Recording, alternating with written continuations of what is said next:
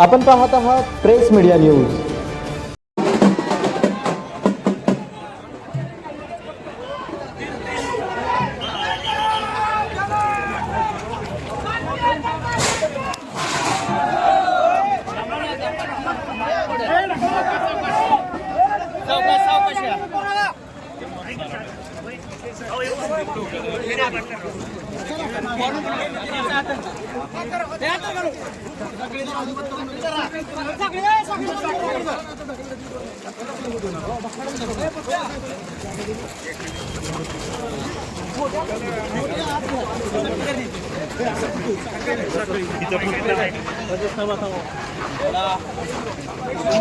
नमस्कार. हो, एक मिनिट. तुम्ही अर्ज दाखल केलेला आहे आणि बऱ्याच दिवसापासून लोक समजत होते की तुम्ही अर्ज भरता की नाही हे होतं ना, आता तुम्ही अर्ज भरलेलं तर काय मुळामध्ये संभ्रम असण्याचं कारण नाही, कारण मी भाजप पक्षामध्ये आलोय आणि राजनदादा मालकांसोबत आणि पालकमंत्र्यांसोबत चर्चा करूनच मी पक्षप्रवेश घेतला होता आणि कुरुल गटामध्ये आपलं काम आहे आणि जनता माझ्यासोबत आहे. आणि आज तुम्ही बघा, अर्ज भरायसाठी माझ्यासोबत 1000 लोक आलेले आहेत. हेच माझं प्रेम आहे आणि हाच माझा विजय. मतदारांसमोर जाताना आपण कोणते विषय घेऊन जाणार आहात?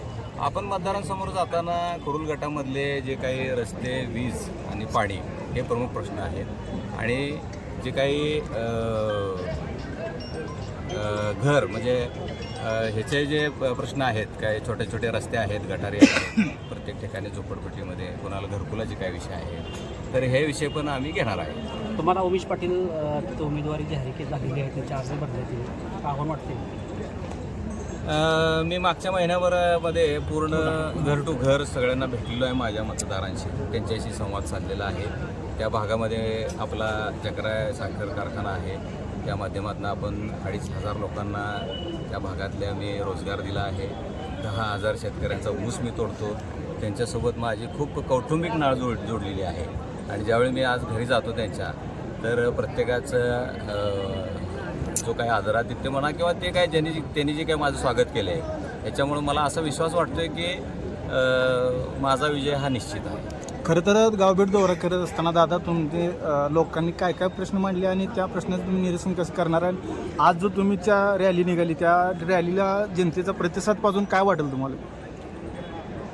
जनतेचे प्रश्न मोठे आहेत. प्रामुख्यानं प्रश्न आहेत ते रस्त्याचे आहेत आणि आपल्या भागामध्ये जे उजनी कॅनलचं पाणी येतं, त्या पाण्याच्या संदर्भातले काय प्रश्न आहेत. रस्त्याचे जे प्रश्न आहेत ते आता पाणंद रस्ते म्हणा किंवा जे ग्रामीण रस्ते आहेत, ते रस्ते पक्षाशी बोलून पालकमंत्री आहेत, राजन मालक आहेत, त्यांच्या माध्यमातून आपण तो सगळा प्रश्न प्रामुख्याने सोडूया.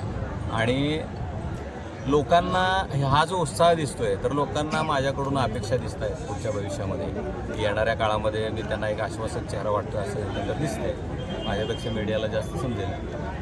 तरुणांच्या रोजगारासाठी परवा तुम्ही एमआयडीसीचे काम करतो, 10,000 कुलकर्णी त्याबद्दल निश्चितच माझा तो पुढचा प्लॅन आहेच. ज्यावेळी मी एकदा ही निवडणूक जिंकून आत गेलो की आपण त्याच्यावरती मोठं प्लॅन करतो. 2000 एकरावरती आपल्या भागामध्ये करून जिल्हा परिषद गटामध्ये एमआयडीसीचं माझं स्वप्न आहे आणि ते निश्चित मी येणाऱ्या 5 वर्षामध्ये पूर्ण करणार असा विश्वास मला आहे. आता या नगरपालिकेमध्ये देखील धनुष्यबाण आलेला आहे आणि या ठिकाणी मूळचं राजकारण सगळं वेगळं आहे, तर त्या ठिकाणी लोक कमळाला पसंती देतील?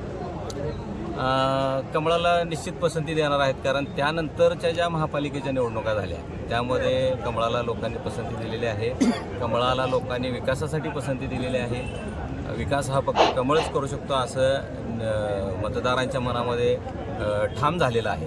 दादा शेवटचा प्रश्न, विजन काय असणार जिल्हा परिषद गटातून? तुमचं ठळक विजन काय असणार? जिल्हा परिषद गटाचं ठळक विजन म्हणाल तर लोकांच्या प्रामाणिकपणे सर्व अडचणी सोडवणे हे माझं विजन असतं. ओके दादा.